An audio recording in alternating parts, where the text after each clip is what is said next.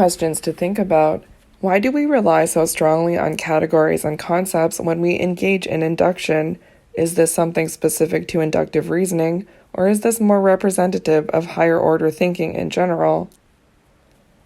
Well, much like we think in language, we think in categories, right? Like induction means like finding patterns, and you need to like have a concept to know to match things or not. Like without a concept, it's all just like an amorphous mass of information.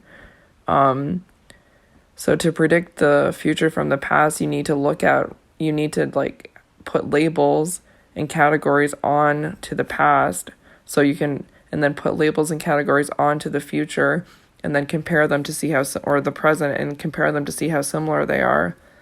Is this something specific to inductive reasoning, or is it more representative of higher order thinking in general?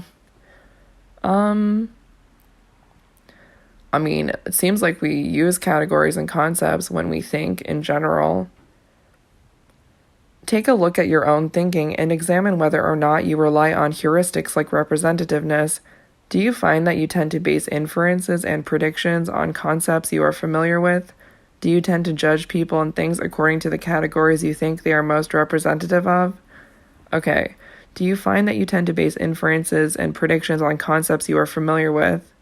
Because your mind thinks in categories, I mean, you really have to make inferences on concepts you are familiar with. Like, the concepts you are not familiar with are much less likely for you to be able to get a hold of them in your mind in order to, like, make decisions. I mean, you can rely on your intuition, but, like, if you're relying on your prefrontal cortex for higher level cognitive processing, which, I mean, of course you often do if you're doing system 2 thinking, you would probably need concepts. Do you tend to judge people and things according to the categories you think they are most representative of? I mean, sometimes. I think everyone does sometimes, right? But I try to avoid it. I try to see everyone as a unique snowflake, and they have all the things going on with them. Do you think that Hume's concerns about induction still hold? Is it a problem for our understanding of thinking that a formal explanation of induction is based on circular premises? Well, I think it is a problem in the sense of, like, if we need the future to be like the past in order to function, then aren't we creating a future that is like the past in order to function?